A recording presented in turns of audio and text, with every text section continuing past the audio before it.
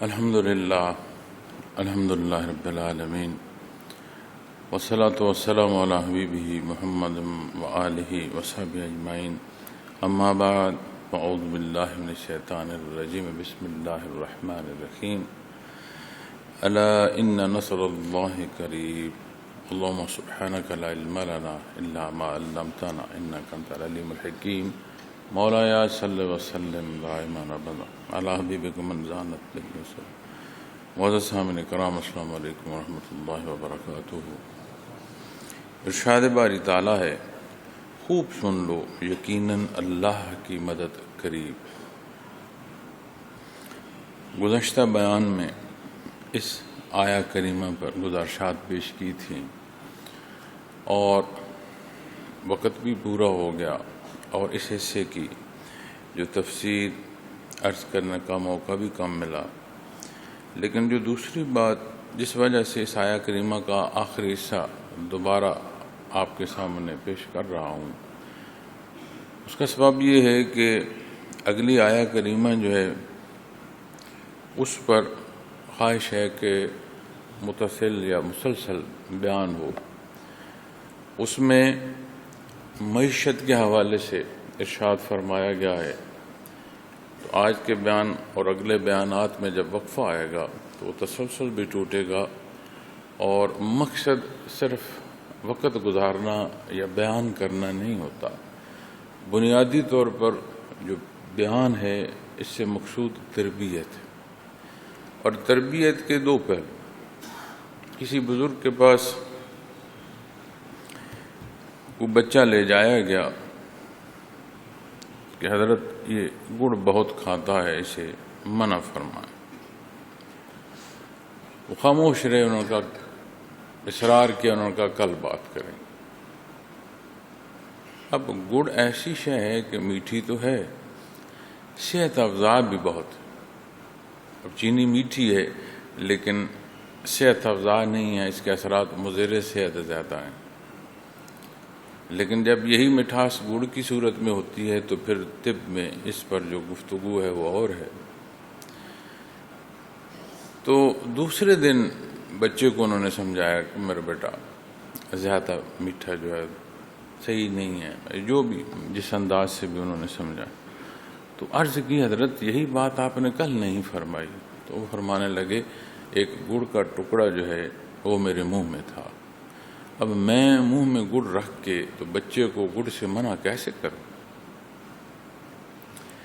تو جو تربیت ہے اس سے مراد دو طرفہ بات ہوتی ہے۔ اس سے مراد یہ نہیں ہوتی کہ جہاں یا جو تربیت کر رہا ہے وہ مبرہ ہے۔ تو جب کلام ذاتی سے اگر جو فرمان ہے اس کے تحت جب گزارشات پیش کی جا رہی ہوتی ہیں تو تربیت دو پہلو سے۔ اس آیا کریمہ میں آخری حصے میں جہاں یہ ارشاد فرمایا گیا نا، الا ان نصر اللہ قریب، خوب سن لو یقیناً اللہ کی مدد قریب۔ اس آیا کریمہ کے پہلے حصے میں سختیاں بیان فرمائی گئیں اور اس سے پیشتر جو حصہ ہے وہ بخشش کے حوالے سے ہے۔ اور اس ساری آیا کریمہ کو اگر ایک اور پہلو سے دیکھیں، ایک مسافر کے سفر کا حال ہے۔ اب اس کیفیت کو مفلسی کہا جاتا ہے، مسافر کو۔ مفلسی غریبی جو ہے، یہ مفلسی جب لفظ استعمال ہوتا ہے تو اس کی نسبت مسافر کے ساتھ ہوتی ہے۔ قرآن کریم میں جہاں والدین عزیز و اقارب کی بات فرمائی گئی ہے، وہیں مسافر کے ساتھ بھی، قیدی کی اگر بات فرمائی گئی ہے تو مسافر کی بات بھی فرمائی گئی ہے، چونکہ جو جس حیثیت کا بھی ہوتا ہے، جہاں وہ رہتا ہے وہاں رہتے ہوئے اس کی استعداد کار اور ہوتی ہے، مسافت پر ہوتا ہے پھر معاملہ اور ہوتا ہے۔ ضروری نہیں ہے کہ زیادہ راہ اس کے کام آئے، کبھی کبھی زیادہ راہ یا کوئی ایسا نقص پیدا ہوتا ہے کہ وہ محتاج ہو جاتا ہے۔ اور اس آیا کریمہ میں جنت اور بخشش کا جو ارشاد فرمایا گیا ہے، اور اس کے راستے میں جو مسافت طے کرتا ہے مسافر، اور جس زندگی کے زیر و بم سے گزرتا ہے تو ایک تقویت بھی نصیب ہوتی ہے کہ اس راہ کے مسافر نے راستے کے پیچ و خم سے گزرنا ہے۔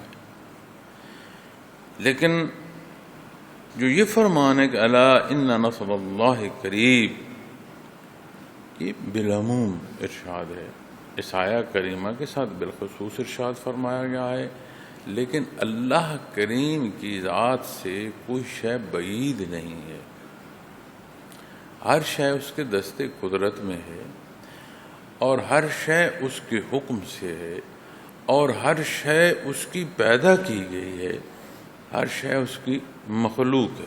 اگر صحت اس کی پیدا فرمائی گئی ہے تو پھر بیماری کو بھی اسی نے پیدا فرمایا۔ خوراک میں اگر کوئی خوراک زہر کی صورت رکھتی ہے اور کوئی شے شفا کی صورت رکھتی ہے تو زہر کا زہر ہونا یا کسی شفا کی دوا جو ہے اس میں شفا ہونا، سارے اللہ کریم کے فیصلے ہیں، اس کی تخلیق ہے۔ اس سارے راستے میں جسے مخاطب فرمایا جا رہا ہے وہ مسافر ہے، سفر کے حالات بیان فرمائے جا رہے ہیں۔ اب یہ جو فرمان ہے کہ اللہ کریم کی مدد جو ہے قریب ہے، یہ ایک ایسی کیفیت ہے کہ انتہائی سخت اور کٹھن حالات میں بھی اللہ کریم کی ذات پر جو توکل ہے وہ بندے کو قائم رکھتا ہے۔ بندہ اپنی بات اپنے حصے کی جو جد و جہد ہے اس پر قائم رہتا ہے۔ معاملات دنیا میں وقت بھی تھوڑا ہے فرصت کے اعتبار سے، تو ہمارے حوصلے بھی بڑے تھوڑے ہیں۔ قرآن کریم ہی مختلف آیات کریمہ میں ارشاد فرماتا ہے، متعدد جگہ پر ارشاد فرمایا گیا ہے کہ ذرا کچھ سختی آئے یا تکلیف آئے تو گھبرا اٹھتے ہیں، اور جہاں کہیں سہولت آئے تو وہاں یہ سمجھا جاتا ہے کہ یہ تو میرا حق ہے، اسی لائق ہوں میں۔ معزز سامعین کرام، اس فرمان کے حصول میں بنیاد ایک رشتہ ہے، مخلوق ساری ہے، کوئی مانے اور کوئی نہ مانے، یہ وقتی اور لمحاتی باتیں ہیں، آخر ہر ایک نے ماننا ہے، اور اس ماننے اور اس اقرار میں ظاہر اور باطن کا کوئی فرق نہیں رہے گا، چونکہ کوئی کسر باقی نہیں رہے گی۔ لیکن تب کا ماننا قرآن کریم بیان فرماتا ہے کام نہیں آئے گا۔ جب ماننے کا وقت تھا، یعنی جب سجدے کا وقت تھا تو سجدہ نہیں کیا، تو قیامت کے دن جب اللہ کے حضور مخلوق سجود ہوگی تو کافر سجدے سے روک دیا جائے گا، آج سجدہ کرتے۔ جب سجدے کے لیے بلایا جاتا تھا تب تم تکبر کرتے تھے، سجدے سے انکار کرتے۔ بہت سارا موقع یا وقت معمولات زندگی میں ایسا بھی گزرتا ہے جس میں مصائب دنیا کے حوالے سے احباب سے گفتگو ہوتی ہے، بہت کچھ سمجھنے کا بھی موقع ملتا ہے، اور زندگی کی ان راہوں سے گزرتے ہوئے انسان اپنا تجربہ جو ہے وہ بھی دوسرے کے ساتھ شیئر کرتا ہے، اسے اس کی معاونت کے لیے اپنی رائے پیش کرتا ہے۔ ایک کیفیت اور ایک حال کہ جیسے بندہ جس کے ساتھ کوئی قوت نہ ہو، مثلا مثال دیتا ہوں، ایک معصوم بچے کو دیکھ لیں، چھوٹی عمر کے بچے کو دیکھ لیں، اسے باہر نکالنے میں خوف محسوس کرتا ہے، کوئی اجنبی آ جائے وہ خوف محسوس کرتا ہے، لیکن اسی بچے نے جب اپنے باپ کی انگلی تھامی ہوتی ہے، اسے ڈرانے کی کوشش کرو تو آگے سے لڑتا ہے، اتنا وہ اس وقت حوصلے میں ہوتا ہے، چونکہ اسے اپنے باپ کی صورت میں ایک مددگار، محافظ محسوس ہوتا ہے۔ اب جب ہم اپنی زندگیوں، اپنے حالات، اپنے مصائب کو دیکھتے ہیں تو سب کچھ ہونے کے باوجود ہم اکیلا محسوس کرتے ہیں، ہم غیر محفوظ محسوس کرتے ہیں۔ اللہ جل شانہ ارشاد فرما رہے ہیں الا ان نصر اللہ قریب، ہم غیر محفوظ محسوس کر رہے ہیں۔ تو وہ جو بنیاد ہے رشتہ ایمان کا، اللہ کریم قادر مطلق ہیں، ہر شے اس کی پاکی بیان کرتی ہے، ہر شے اس کی قدرت میں ہے۔ گرد و پیش کی مخلوق تو کجا، وجود انسانی میں ہمہ وقت موت و حیات کی ایک صورت رہتی ہے۔ ہم تو کہتے ہیں نا کہ یہ مردہ سکن ہے، اتر رہی ہے، لیکن غور فرمائے تو جہاں کوئی زخم آیا یا جہاں کوئی سختی ہوئی، رگڑ پڑی، وہاں سے جو یہ آپ کے وجود کا حصہ اترا، اس کے ساتھ نیچے ایک نیا پیدا ہو رہا ہے۔ تو یہ دیکھتی آنکھوں ہے، لیکن اگر باریک جائزہ لیا جائے اور سائنسی آلات کی مدد لی جائے تو سمجھ آتی ہے کہ موت و حیات کا سلسلہ مسلسل وجود انسانی میں جاری ہے۔ جو اپنی انا یا اپنی ذات کا دعویٰ کر رہا ہے، اس کے وجود کی وہ قوت کہ جس قوت کو استعمال کرتے ہوئے انکار کر رہا ہے، وہ بھی اللہ کی دی ہوئی ہے۔ اگر اللہ کریم نہ چاہیں تو وہ انکار قابل نہیں ہو سکتا۔ جس دل کی دھڑکن وجود کو حیات اور جس قلب میں نور ایمان کی استطاعت اللہ نے عطا فرمائی ہے، عین اس جگہ کوئی انکار کر رہا ہے تو ایسا نہیں ہے کہ اس کے دست قدرت سے بعید ہے، تحت ہے۔ اس دل کی دھڑکن اور اس نیا خانے میں جو ربط روح کو قلب کی صورت میں رب کائنات نے وجود سے بخشا ہے، سارا کچھ اس کے حکم سے ہے۔ ایک کیفیت اور ایک حال، جو ماننا ہے، جو چاہنا ہے، جو اقرار ہے یا کسی شے کا انکار ہے، یہ سارا وہ اختیار کرنا جو اللہ کریم نے پسند فرمایا ہے، اور وہ کیفیت اور حال اور وہ عقائد جو ایمانیات ہیں، اللہ کریم نے یہ بندے کو اختیار دیا ہے۔ یہاں سے رب کائنات نے وہ اختیار جو ہر شے پر اس کا ہے، اس نے ودیت کیا ہے انسان کو، جو امتحان گاہ میں، اس امتحان گاہ میں تربیت فرمائی گئی ہے، نہ صرف عقائد کے حوالے سے۔ قرآن کریم بے شمار جگہ ارشاد فرماتا ہے جہاں ایمان کا وہاں عمل الصالحات کا۔ یہ اصلاح نصیب ہوتی ہے عبادت سے، اور عبادات سے جو اصلاح نصیب ہوتی ہے اس کا اثر معاملات تک جاتا ہے، اور معاملات کی بھی جہاں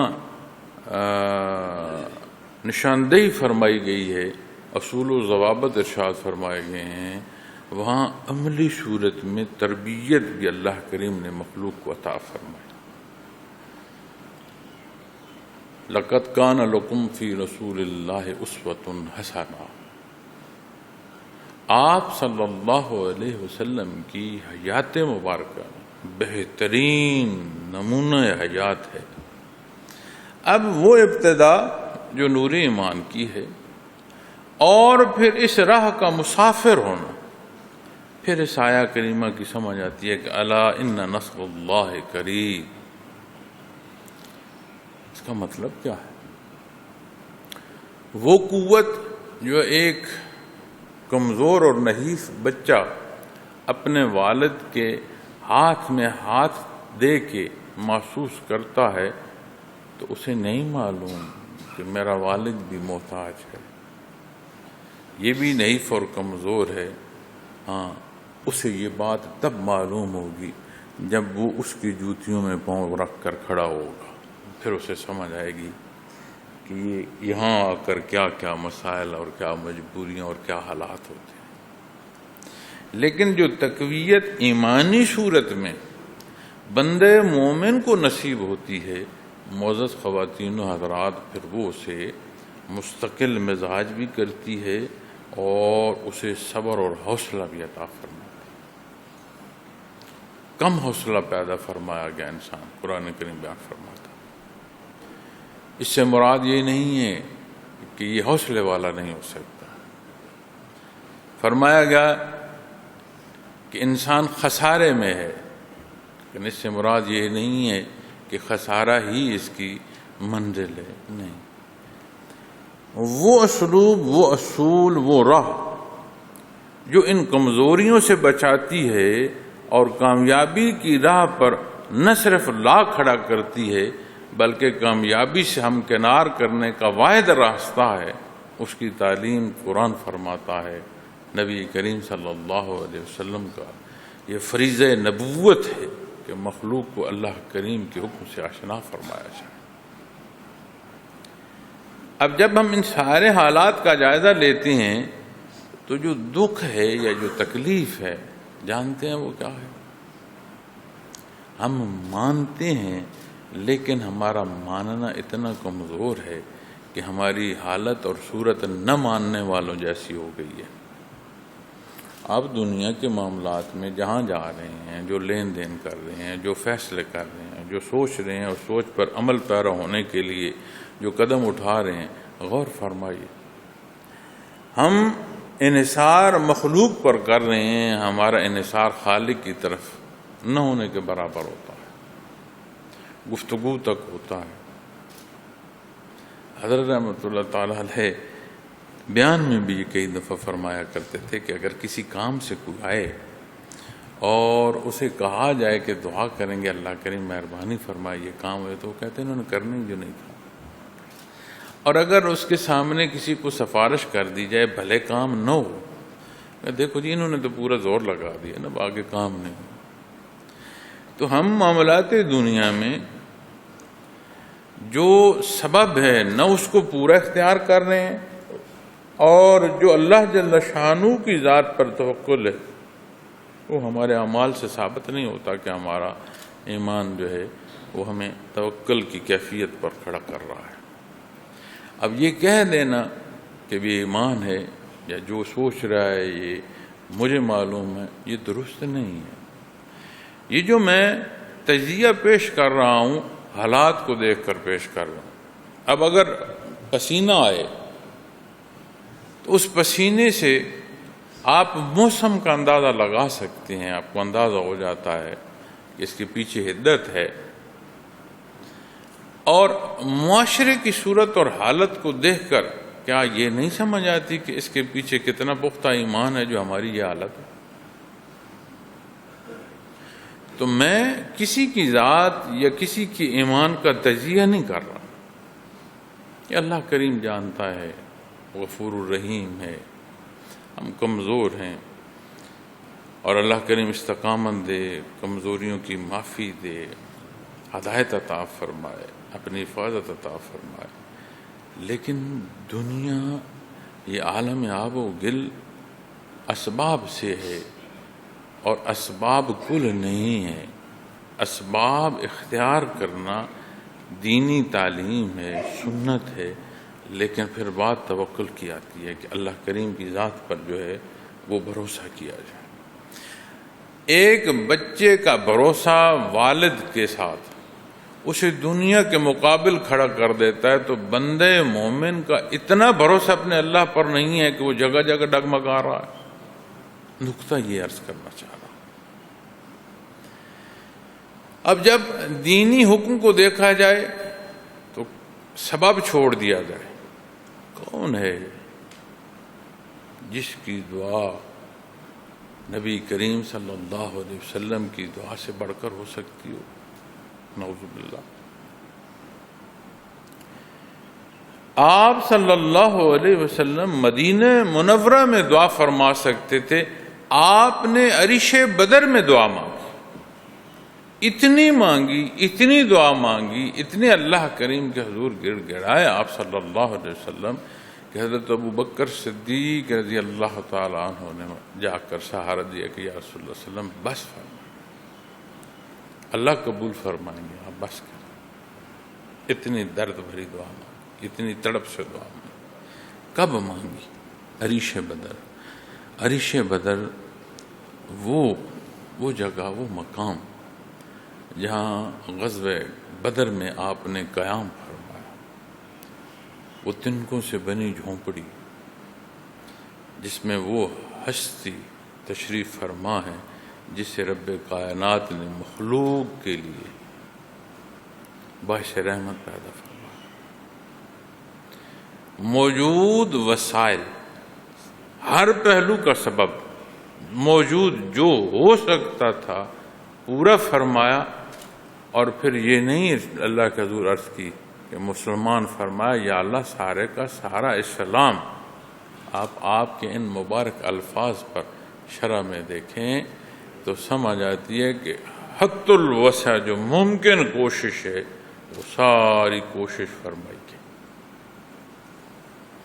اور جذبہ ایمانی ان ہستیوں کا جو آپ کے خدام ہیں انہیں یہ شرف نصیب ہوا کہ آپ نے فرمایا سارے کا سارا اسلام بار الہ میں کارزار میں لے آئے، میدان کارزار میں لے آئے۔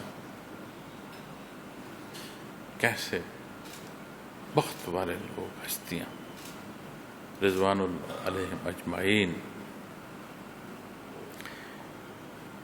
تو پھر دعا ہے، لیکن پھر وہ یقین محکم جس میں وجود کی بقا بھی لازم نہیں ہے۔ ایسے تو صحابہ کرام رضوان اللہ علیہم اجمعین ٹوٹی سانسوں سے نہیں بآواز بلند فرما گئے کہ رب کعبہ کی قسم میں جیت گیا۔ یہ جو اللہ کی ذات پر ایمان اور بھروسہ ہے یہ بندے کو زندگی میں کھڑا کر دیتا۔ تو اللہ کریم کی مدد قریب ہے۔ کبھی قرب الہی ہم نے محسوس کیا؟ خصوصاً سالکین سے عرض کرتا ہوں کہ کسی سے پوچھا جائے کہ اسباق بتاؤ تو وہ کیا کہتا ہے؟ ابھی تو ثلاثہ ہیں، مراقبات ثلاثہ ہی ہیں، اس طرح کے انداز ہوتا ہے۔ اللہ کریم کی دست قدرت سے، اس کی ذات سے کوئی شے بعید نہیں ہے۔ مشت غبار تجھے اس نے ایمان بخشا، تجھے عبادت کی توفیق عطا فرمائی، تجھے قرب کے منازل عطا فرمائے۔ وَنَحْنُ أَقْرَبُ إِلَيْهِ مِنْ حَبْلِ الْوَرِيدِ۔ کبھی محسوس کیا؟ نہیں میں کہتا مشاہدات، نہیں کشف کی بات کر رہا، لیکن اس درجے کا احساس کہ وجود کا ذرہ ذرہ لرز جائے، اس کے لیے کسی کشف کی ضرورت نہیں ہے۔ تو جو لطائف یا مراقبات پر رہنمائی کی گئی ہے اس کی مطابقت دیکھیں تو آپ کو سمجھ آئے گی۔ ایک باپ کی معصوم کے ساتھ جو قوت ہے وہ تو اس شمار یا مثال میں آتی ہی نہیں جو دنیا سے لڑ جاتا ہے۔ تو بندے مومن کا مضبوط کھڑا ہونا کیا ہے کہ مخلوق کے گلے پڑ جائے، جو ملے اسے گرا دے؟ نہیں، بندے مومن کا مضبوط کھڑا ہونا، دینی احکامات کے تحت کھڑا ہونا، اس کے مطابق کھڑا ہونا، اتباع محمد رسول اللہ صلی اللہ علیہ وسلم سے زندگی کا ہر پہلو مزین ہونا ہے۔ تو برموقع اسے وہ کیفیت اور وہ حکم نصیب ہوگا کہ جس کا اختیار کرنا پورے معاشرے میں بھلائی کا سبب ہوتا چلا جائے گا۔ تو صاحب ایمان سے تو ہر شے کو تقویت ہوتی ہے، چاہ جائے کہ ہماری اٹھتی نظر جو ہے اس میں خرابی ہو، بندے مومن کی نگاہ جو ہے اس کے بھی اسلوب بیان فرمائے گئے ہیں، کہاں اس نے نگاہ اٹھانی ہے اور کہاں اس کی نگاہ زمین پر جمی رہے۔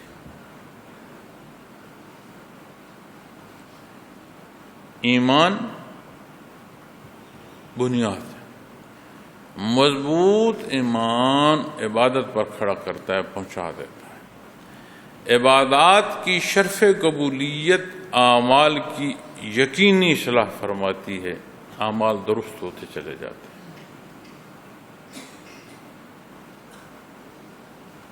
دیمک، لفظ دیمک بولا جائے نا تو اللہ کی وہ مخلوق ذہن میں آتی ہے کہ بندہ سوائے اس کے اور کوئی نہیں سوچتا کہ لکڑ کھا جائے گی۔ اس لکڑ کا آپ کو ایسی مثالیں بھی ملیں گی اور ایسی اقسام بھی ملیں گی کہ کس موسم میں کاٹی گئی، کیسے پکائی گئی اور کیسے اسے کاریگر نے لگایا، اور دیمک نے اسے صدیاں چھوا نہیں۔ ہم اپنی کمزوریوں اور خطاؤں کو جس کے ذمہ مرضی ڈالتے رہیں، لیکن جو بنیاد اور تعلیم دین اسلام عطا فرما رہا ہے اس کی مطابقت کبھی نہیں دیکھیں گے اپنی زندگی۔ وہ مطابقت دیکھو، اس گلے کی ضرورت نہیں رہے گی، مستقل مزاجی بھی نصیب ہوگی اور عمل صالح پر نصیب ہوگی۔ پھر یہ جو بندگی کا رشتہ ہے اس کی نزاکت بھی اپنی ہے اور اس کی مٹھاس بھی اپنی ہے۔ آپ صلی اللہ علیہ وسلم کے حضور صحابی حاضر ہوئے، باہر آبادی سے، دہی آبادی سے آئے، آپ کے حضور سوال کیا، عرض کی کہ یا رسول اللہ صلی اللہ علیہ وسلم، کیا قیامت کے دن حساب اللہ کریم خود لیں گے؟ مراد کہ کوئی فرشتے یا اور نظام ہوگا۔ عرض کی کیا اللہ کریم ہمارا حساب، بندے کا حساب خود لیں گے؟ آپ نے فرمایا ہاں یقیناً۔ تو اس بات پر وہ مسکرائے، خوش ہوئے اور ہنستے چل دیے کہ پھر تو یا رسول اللہ صلی اللہ علیہ وسلم پریشانی کی بات ہی کوئی نہیں، اور غفور الرحیم ہے، وہ تو معاف فرما دیں۔ اب دیکھو اس رشتے کی مٹھاس کو دیکھو۔ اور حدیث شریف میں آتا ہے کہ اللہ کریم فرماتا ہے کہ میرا بندہ جیسے مجھ سے توقع رکھے گا ویسے مجھے پائے گا۔ غور کیجیے گا کہ ہماری توقعات کیا ہیں، تو سمجھ آئے گی کہ یہ رشتے کی مٹھاس کے پیچھے جو ہمارے اعمال ہیں ہم ان کی اصلاح نہیں کر رہے، ہم نے بنیاد ٹیڑھی رکھی ہوتی ہے۔ اور دکھ ہوتا ہے اور زیادہ تکلیف ہوتی ہے کہ جب جانتے بوجھتے کوئی غلطی کرتا ہے اور کس غلطی کا کسے نہیں معلوم۔ یہ سوال اگر ہم سب اپنے آپ سے کریں تو فقہی بحث، باریکیاں، اس کے لیے آپ کو عالم کی ضرورت ہوگی، مفتی صاحب کی ضرورت ہوگی۔ امور زندگی بالعموم جو ہیں، کون ہے جو نہیں جانتا غلط کیا ہے اور صحیح کیا؟ تو جب یہ فرمایا جا رہا ہے نا کہ الا ان نصر اللہ قریب، اللہ کی جو مدد ہے، اس کی نصرت ہے، یہ بعید نہیں ہے، قریب۔ پھر اسی بات کو ایک سادہ اور مختصر انداز میں عرض کرتا ہوں، زندگی کی وسعت کو دیکھ لو۔ قرآن کریم جہاں زندگی کی طالب کو 1000 سال کی اس کی طلب پر فرماتا ہے، اگر 1000 سال بھی زندگی انہیں دے دی جائے تو یہ انہیں سزا سے نہیں بچا سکے گی، تو اس نے گزر جانا ہے، یہ وقتی اور لمحاتی باتیں ہیں، یہ گزر جائیں گی۔ تو جب زندگی ہی طویل نہیں ہے، اس کے حضور جو پیش جا ہونا ہے وہ پھر دور ہے، بھی تو قریب۔ یہاں مدد بیان فرمایا گیا ہے، تو جب اللہ کی مدد جو بیان فرمائی گئی ہے، اس کے لیے ضروری ہے کہ وہ اصول جو ایمانی ہیں انہیں اختیار کرتے ہوئے پھر اللہ کی ذات سے توکل ہو، اللہ کے حضور مدد کی بندہ گزارش اور دعا اور استدعا اور گڑ گڑائے اس کے حضور۔ تو جب یہ سمجھ آ جائے کہ اللہ کی مدد قریب ہے تو حال بدل جاتا ہے۔ اور اس سے اسی آیہ کریمہ کا جو پچھلا حصہ ہے جہاں یہ فرمایا گیا کہ فرمایا حتیٰ یقول الرسول والذین آمنوا معه متی نصر اللہ، تو جب فرمایا نا متی نصر اللہ، اللہ کی مدد کہاں، تو اس سے مراد یہ نہیں ہے کہ کوئی وہم کی بات ہے یا بے اعتباری کی بات ہے، یہاں ایک کیفیت ایسی ہے اور اتنی شدت ہے کہ شدت کا انتظار ہے کہ اللہ کی مدد پہنچے، کیونکہ اس عمل کی جو نسبت ہے وہ اللہ کے رسول اور اللہ کے ایمان والے لوگوں کی طرف فرمائی گئی ہے۔ تو جہاں شہادت رسالت کی اور ایمان کی دی جا رہی ہے، اس سے مراد یہ نہیں ہے کہ وہ کوئی مشکوک کیفیت ہے، تو بے عملی مشکوک کرے گی، باعمل شک سے پاک ہوگا، اور وہ کیفیت اور رشتہ جو اپنے اللہ سے نصیب۔ اپنی زندگی میں دیکھیے گا، ہم تو ہمیشہ گلے میں رہتے ہیں، آرام سے دھیان سے دیکھیے گا، جو کچھ اپنی کارکردگی ہے اسے بھی دیکھیے گا، جو کچھ ہے پاس اسے بھی دیکھیے گا، اور پھر جو زندگی کی یہ جو ایک سفر ہے چلتا ہے، اس زندگی کے چلاؤ میں دیکھیے گا کہاں کہاں کیا ضرورت پیش آ رہی ہے اور وہ کیسے پوری آ رہی ہے، اور اس میں اپنا کمال دیکھنا کہ تمہارا اور میرا اس میں کمال ہے کیا۔ کتنی ہی مثالیں ایسی ملیں گی کہ آپ نے کچھ چاہا وہ آپ کو مل گیا۔ اس میں بات کمال ذات کی نہیں ہے، اس میں بات عطا کی ہے اور ذات باری تعالیٰ کی ہے۔ اللہ کریم یہ نفاقتیں سمجھنے کی توفیق عطا فرمائے۔ ہم کمزور ہیں، خطا کار ہیں، اللہ ہمیں معاف فرمائے، نیکی کی توفیق عطا فرمائے، اور یہ رشتہ اور رشتے کی یہ چاشنی کہ اپنے اللہ کا قرب محسوس ہو، اور یہ کیفیت اور ایمان ہمیں نہ صرف دار دنیا بلکہ حفاظت الہیہ نصیب ہو، جو یہاں سے برزخ منتقل ہوتے ہوئے یہ کیفیت اور حال اور یہ ایمان ساتھ جائے، روز معاشر اس کے حضور اس کے کرم اور احسان سے اس کے حضور سرخرو ہونا نصیب ہو، اس کی معافی اور رحمت نصیب ہو۔ وآخر دعوانا الحمد للہ رب العالمین۔